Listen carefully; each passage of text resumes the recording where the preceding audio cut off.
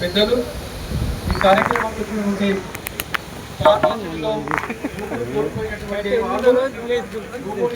వాళ్ళు అట్లాగే భూములు లేకుండా ఆ భూమిని కూలీ వేసుకొని నిత్యం రోజువారీ కూలీ చేసి వచ్చినటువంటి వాళ్ళందరికీ మీడియా మిత్రులకు ముఖ్యంగా కార్యక్రమాలు గారికి అట్లాగే మన గౌరవ మాజీ ఎమ్మెల్యే కనకుంటి ఎమ్మెల్యే గారు పోయినటువంటి హియరింగ్లో సార్తో పాటు నేను కూడా మాట్లాడిన ఆ రోజు చాలామంది ఆ రోజు సార్ కానీ నన్ను కానీ టీఆర్ఎస్ వాళ్ళు ఆ రోజు మాట్లాడుతుంటే అవహేళన చేసిరు, మాట్లాడుతుంటే అడుగును అడ్డంకులు సృష్టించారు. అయినా సారు లెక్క చేయకుండా సింహంలాగా ఒక్కరే బోర్డులో నిలబడి వాళ్ళని సవాల్ చేసుకుంటూ మాట్లాడిన ఆ రోజు ఘటనని గుర్తు చేసుకుంటే చాలా బాధేస్తుంది. ఇప్పుడు సంతోషం ఏంటంటే మళ్ళీ హియరింగ్కు సార్ రావడం చాలా సంతోషంగా, ఎందుకంటే రాష్ట్ర గవర్నమెంట్ కాంగ్రెస్ పార్టీ కాబట్టి సార్ యొక్క మంచి పేరు ప్రఖ్యాతులు ఢిల్లీలో ఉన్నాయి. ఈ విషయాన్ని రాహుల్ గాంధీ కానీ సోనియా గాంధీ కానీ ఈ రాష్ట్ర ముఖ్యమంత్రి రేవంత్ రెడ్డి గారిని ఈ రైతులందరి పక్షాన సవివరంగా చెప్పి ఈ సమస్యను పరిష్కారం చేసిన ఒక నమ్మకం కూడా సాధారణ మాకుందని తెలియజేసుకుంటూ, ముఖ్యంగా ఈ ఫార్మాసిటీ అనేటువంటి పెనుపూతాన్ని టీఆర్ఎస్ గవర్నమెంట్ వాళ్ళు తీసుకురావడం జరిగింది. ఇంతకుముందు చాలా మంది వక్తలు చెప్పారు. ముఖ్యంగా ఏంటంటే ఆ రోజే భూములు ఇవ్వద్దని చెప్పారు. ఆ రోజు భూములు ఇవ్వద్దంటే చాలా మంది కూడా గైరాన్ భూములు కదా, రాళ్ళు ఉన్నాయి, రెప్పలు ఉన్నాయి, బిడ్డపెళ్లి చేసుకుంటాం, ఇల్లు కట్టుకుంటాం, భూములు ఇస్తే ఏమి ఇబ్బంది అవుతుంది, ఈ సిపిఎం వాళ్ళు ఎక్కడ ఏం పనిపాటు లేక పాదయాత్రలు చేస్తున్నారు, వీళ్ళు భూములు ఇవ్వద్దంటారని లేనిపోని విషయాలు చెప్పారు. మా తమ్మి వీరభద్రం పాదయాత్ర చేస్తూ ఉంటే ఆ తర్వాత అర్థమైంది. గైరాన్ భూములు అయిన తర్వాత మొత్తం పంట భూములకు తెలియకుండా నోటిఫికేషన్ చేసి భూములు తీసుకుంటా ఉన్నాడు బలవంతంగా. అలాంటి పరిస్థితుల్లో మనం ఉన్నాం. ఆ ఉన్నటువంటి పరిస్థితుల్లోనే మేడం ఇక్కడ ఈ మండలానికి వచ్చి రాజకీయ నాయకులందరూ కూడా ఈ యొక్క విషయాన్ని పట్టించుకోకుండా సరస్వతి మేడం గారు రైతుల పక్షాన ఒకే ఒక మహిళ మొత్తం రాత్రి మమ్మల్ని గ్రామాలు తిరుగుకుంటూ రైతుల కోసం తన ప్రాణమైనా సరే ఈ రైతుల కోసం కొట్లాడుకుంటూ ఏదైతే ఈ యొక్క అవేర్నెస్ కార్యక్రమాన్ని రైతుల కోసం కోర్టులో కానీ ఆర్టీఓ కానీ ఎంఆర్ఓ కానీ కలెక్టర్ కానీ అనేక మంది ప్రభుత్వ అధికారులతో డి అంటే డి అని మాట్లాడి ఈ రోజు ఇక్కడ ఈ ప్రోగ్రాం ఇచ్చినటువంటి మేడం గారికి కూడా మనం అందరం ప్రత్యేకమైన ధన్యవాదాలు తెలుపుకోవాలి. ఇక్కడ ఉన్నటువంటి ప్రజాప్రతినిధులు మనం ఓట్లు వేసి గెలిపించిన ప్రజాప్రతినిధులు ఎక్కడ పోయినరు, ఎన్నికల ముందు ఏం చెప్పిండ్రు, మేము గెలిస్తే ఫార్మాసిటీని రద్దు చేపిస్తామని చెప్పారు, మేము గెలిస్తే ఈ ఊర్లో మొత్తం ఫార్మాసిటీకి అధికారులు ఇవ్వని రానియమని చెప్పిండ్రు.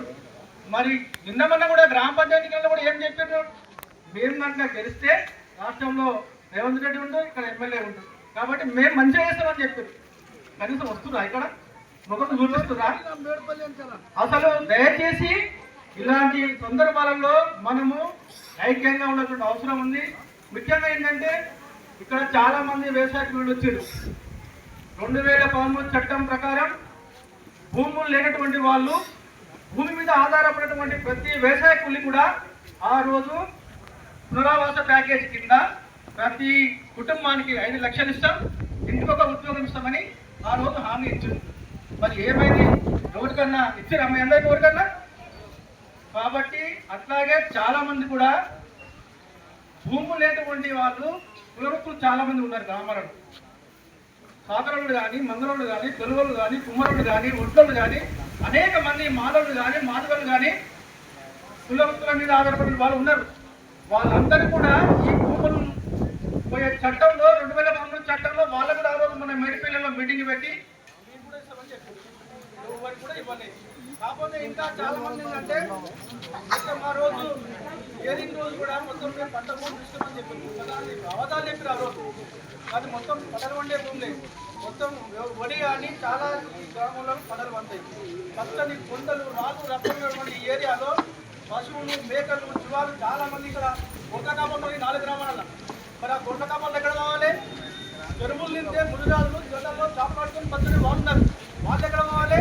చాలా మంది కూడా ఈ ప్రాంతంలో తాటిపర్తి, మేడిపల్లి, అట్లాగే తక్కలపల్లి, చింతపల్లి మొత్తం జబ్బులు ఉన్నాయి. మొత్తం ఒక దాదాపు 15 జబ్బులు ఉన్నాయి. చెరువులు మొత్తం ఎక్కువ కలుషితమయ్యే ప్రమాదం. కాబట్టి ఇలాంటివి చాలా ఉన్నాయి. అట్లాగే ఇంకా ప్లాట్స్ అని చెప్పారు అందరూ ఇంకా చాలా మంది అంటే ప్లాట్ల కోసం వచ్చే ప్లాట్ భూములు పోయినాయి, ప్లాట్లు రాలేదు, అమ్ముకున్నామనే కాగితాలు ఇస్తారు. అట్లా కూడా చాలా మంది వచ్చి ఇక్కడ ఏమేం చెప్తున్నామంటే ప్లాట్ అనేది వాళ్ళు ఇళ్ళకే ఇస్తారు. మన భూములు పోయినాయి, ప్లాట్ ఇవ్వాల్సింది ఖచ్చితంగా ఇవ్వాలి. కాకపోతే ఏంటంటే ఆ ప్లాట్ ఎమ్మెల్యే గారు ఆపిరని చెప్తూ ఉంటారు. ఎందుకు ఆపిల్ ఎమ్మెల్యే గారు అర్థం కానీ పట్టు. కాబట్టి ఏది ఏమైనా సరే ఆ ప్లాట్ కూడా ఈ 4 గ్రామాలకు సంబంధం లేకుండా చాలా మంది దొంగలకు ప్లాట్ వచ్చినాయి. ఈ దొంగలకు ప్లాట్ వచ్చినాయి. ఈ దొంగల ప్లాట్ ఆపడం కోసం ఎమ్మెల్యే గారు చెప్పడం చెప్తారు. సరే మేమేం చెప్తున్నామంటే నిన్న మొన్న గెలిచిన సర్పంచులు ఉండగా కొత్త సర్పంచులు, ఆ సర్పంచులు ఆ గ్రామ పంచాయతీ లీజ్ చేయండి. ఎవరికైతే ఈ ఊర్లో భూముల్లో వాంటేమీ ఇప్పియండి. దొంగతనంగా చేసుకున్న క్యాన్సిల్ చేయండి. అధికారులకు చెప్పండి. అప్పుడు వేరే ఊళ్ళో ఎవరైతే మనకు వచ్చి ప్లాట్ తీసుకోగలరా. కాబట్టి చాలా మంది కూడా ఒక 1000 ఎకరాల స్కామ్ జరిగింది ఇలా, 1000 ఎకరాల స్కామ్ జరిగింది ఇలా. కాబట్టి అలాంటి స్కామ్ కూడా బయటికి వస్తే కూడా సందర్భంగా నేను చెప్తా ఉన్నా. ముఖ్యంగా ఏంటంటే కేసులు ఉన్నాయి మా మీద. జైలుకి వెళ్ళాం. శ్రీకాంత్ కానీ వినోద్ కానీ చాలా మంది కూడా మా మీద కేసులు పెట్టి జైలు పంపించారు. దయచేసి ఆ కేసులు కూడా మీరు మాఫీ అని కోరుతున్నాం సార్. ఎందుకంటే ఇప్పటికి చాలా ఇబ్బంది పడుతూ ఉన్నాం ఆ కేసుల వల్ల. ఆ కేసులు కూడా కొట్టేయాలని కోరుకుంటా ఉన్నాం.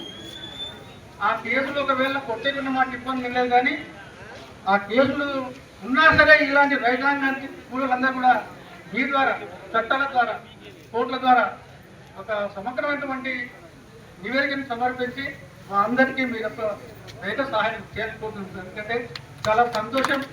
రఘునాథ్ సార్ అంటే చాలా పేరు పెట్టడం సారు. ఎవరికి కూడా ఎక్కడ ఆపతున్నా ఏది ఉన్నా సారు హైకోర్టులో డబ్బులు లేకుండా పిటిషన్ చేసి అందరికీ సహాయం చేసిన సారు. కాబట్టి సార్ రావడం కూడా చాలా మంచిది.